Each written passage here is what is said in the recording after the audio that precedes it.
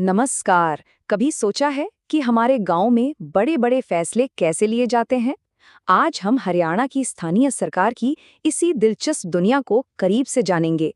चलिए समझते हैं कि ये पूरा सिस्टम वक्त के साथ कैसे बदला है और वो कौन से बड़े बदलाव हुए हैं जिन्होंने इसे आज का ये रूप दिया है। तो हम अपनी बात शुरू करेंगे हरियाणा के पंचायती राज के शुरुआती दिनों से। फिर आगे बढ़ेंगे 1994 के उस बड़े कानून पर जिसने सब कुछ बदल दिया। उसके बाद हम कुछ नए सुधारों पर नजर डालेंगे, कुछ दिलचस्प आंकड़े देखेंगे और आखिर में कुछ ऐसे गांवों की कहानियां जानेंगे जो सच में एक मिसाल कायम कर रहे हैं। ठीक है, तो चलिए शुरू करते हैं।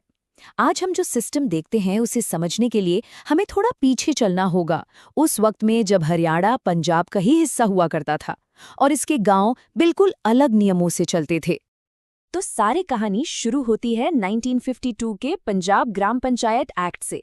जब तक हरियाणा का अपना कानून नहीं बना, यानी 1994 से पहले तक, यही वो एक्ट था जो राज्य में स्थानीय शासन की नींव था। लेकिन ये जो शुरुआती कानून था ना, वो कोई पत्थर की लकीर नहीं था। जैसा कि हम आगे देखेंगे, आने वाले कुछ दशकों में इसमें कई बदलाव हुए, क्योंकि उस वक्त के नेता कार्यकाल की लंबाई और प्रतिनिधित्व जैसे जरूरी मुद्दों से जूझ रहे थे। इस टाइमलाइन से साफ पता चलता है कि ये सिस्टम कितना अस्थिर था। कार्यकाल की लंबाई कभी बढ़ रही थी, कभी घट रही थी, और प्रतिनिधित्व की दिशा में पहला कदम 1978 तक नहीं उठाया गया था। इसी लगातार बदलाव ने एक ज्यादा स्थिर और मजबूत कानून की जरूरत को सामने लाया, जो आखिरकार 1994 में आया। तो दशकों की इस अनिश्चितता के बाद एक बड़ा मोड़ आया। हरियाणा ने तय किया कि अब अपना रास्ता खुद बनाया जाए और स्थानीय शासन के लिए एक नया ढांचा तैयार किया। और यहीं से जन्म हुआ 1994 के हरियाणा पंचायती राज अधिनियम का। 22 अप्रैल 1994। इस तारीख को याद रखना जरूरी है। ये वो दिन था जब हरियाणा ने स्थानीय शासन में एक नए दौर की शुरुआत की और एक ऐसे सिस्टम की नींव रखी जो आज भी कायम है। इस नए एक्ट ने दो बहुत बड़े बदलाव लाए। एक तो कार्यकाल को स्थिर करके 5 साल का कर दिया गया, और सबसे जरूरी बात, इसने महिलाओं के लिए 33% सीटें आरक्षित करके स्थानीय सरकार में उनकी भागीदारी पक्की की। साथ ही इसने एक सही मायनों में 3 टियर सिस्टम भी बनाया, मतलब गांव, ब्लॉक और जिला तीनों लेवल पर सरकार। तो समझने वाली बात यह है, ये सिर्फ नियमों का बदलाव नहीं था। जब ग्राम सभा की बैठकें जरूरी कर दी गईं, तो इससे आम नागरिकों को सीधे फैसले लेने की प्रक्रिया में अपनी बात रखने का हक मिला, जिससे एक ज्यादा पारदर्शी और जवाबदेह सिस्टम बना। और देखिए, दिसंबर 1994 आते आते इस नए ढांचे के तहत पहले चुनाव भी हो गए। लेकिन कहानी 1994 में ही खत्म नहीं होती। हाल के सालों में एक और सुधार आया जिसने पूरे देश में एक बहस छेड़ दी और ये तय किया कि स्थानीय राजनीति में कौन हिस्सा ले सकता है और कौन नहीं। साल 2015 में हरियाणा ने एक बड़ा साहसी कदम उठाया। पंचायत चुनावों में खड़े होने वाले उम्मीदवारों के लिए कम से कम पढ़ाई लिखाई की एक शर्त रख दी। कुछ लोगों का मानना था कि इससे शासन बेहतर होगा, तो वहीं कुछ को ये चिंता थी कि ये कई लोगों को चुनाव लड़ने के उनके लोकतांत्रिक अधिकार से दूर कर देगा।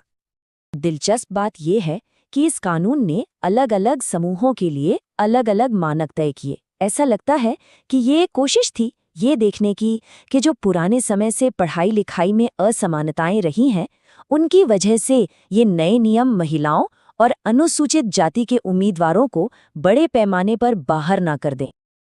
अच्छा, अब जब हमने कानूनों को समझ लिया है, तो चलिए जरा आंकड़ों पर नजर डालते हैं ताकि हरियाणा के ग्रामीण परिदृश्य का अंदाजा हो सके।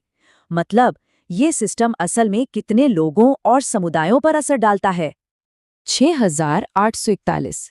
ये सिर्फ एक नंबर नहीं है, ये हरियाणा के हजारों अलग अलग समुदाय हैं। हर एक की अपनी एक अलग पहचान है और ये सभी इसी पंचायती राज सिस्टम के तहत एक साथ आते हैं। और हाँ, ये गांव पूरे राज्य में एक जैसे नहीं फैले हैं। जैसा कि हम देख सकते हैं, यमुनानगर जैसे जिलों में गांवों की संख्या काफी ज्यादा है, जबकि रोहतक जैसे जिलों में ये संख्या काफी कम है। ये राज्य के अलग अलग हिस्सों में विकास के अलग अलग पैटर्न को दिखाता है। ये चार्ट देखिए, इससे अंदाजा लगता है कि 1994 के पहले चुनाव कितने बड़े पैमाने पर हुए थे। एक ही झटके में लगभग 6000 ग्राम पंचायतें, 110 पंचायत समितियां और 16 जिला परिषदें बनाई गईं। मतलब पूरे हरियाणा में स्थानीय शासन का एक नया नेटवर्क खड़ा हो गया। लेकिन कानून और आंकड़े तो कहानी का बस एक हिस्सा है। असली जादू तो तब होता है जब ये नीतियां जमीन पर उतरती हैं। तो अब अपने आखिरी सेक्शन में हम हरियाणा के कुछ ऐसे ही गांवों की बात करेंगे जो मिसाल कायम कर रहे हैं और दिखा रहे हैं कि क्या कुछ मुमकिन है। शुरुआत करते हैं गुरावड़ा से, जो बना राज्य का पहला डिजिटल गांव। इसका मतलब है कि उन्होंने टेक्नोलॉजी को अपनाया, जैसे वाईफाई और कॉमन सर्विस सेंटर। इससे वहां के लोगों के लिए सरकारी सेवाओं तक पहुंचना और दुनिया से जुड़ना आसान हो गया।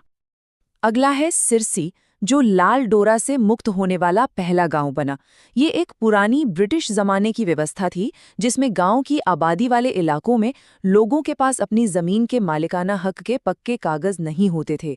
इस सिस्टम को खत्म करके सिरसी ने अपने लोगों को आर्थिक रूप से मजबूत किया। भानकपुर में कम्युनिटी और देशभक्ति की भावना जगाने का एक अनोखा तरीका अपनाया गया। वहां हर दिन की शुरुआत एक साथ राष्ट्रगान गाकर होती है। ये एक छोटा सा कदम है जो गांव के लोगों को एक दूसरे से जोड़ता है। जुगलान ने कनेक्टिविटी को एक नए लेवल पर पहुंचा दिया, पूरे गांव में वाईफाई देकर। जरा सोचिए, इससे स्टूडेंट्स के लिए ऑनलाइन पढ़ना या किसानों के लिए बाजार के ताज़ा भाव जानना कितना आसान हो गया होगा। शायद सबसे असरदार उदाहरणों में से एक बीबीपुर का है।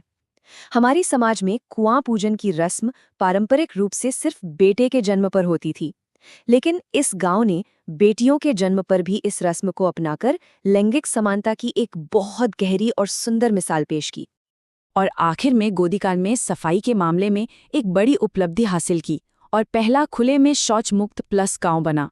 इसका मतलब सिर्फ ये नहीं कि सबके पास शौचालय है, बल्कि गांव में कचरा प्रबंधन की भी सही व्यवस्था है, जिससे एक साफ और स्वस्थ माहौल बनता है। तो कानूनों में बदलाव से लेकर शिक्षा को बढ़ावा देने और पुरानी सोच को तोड़ने तक हरियाणा के गांवों ने ये दिखा दिया है कि जमीनी स्तर पर तरक्की मुमकिन है। इन शानदार पहली उपलब्धियों को देखकर सवाल उठता है कि भारत में ग्रामीण विकास का भविष्य कैसा दिखेगा। इनमें से कौन सी पहल पूरे देश के लिए एक मॉडल बन जाएगी, ये तो खैर वक्त ही बताएगा।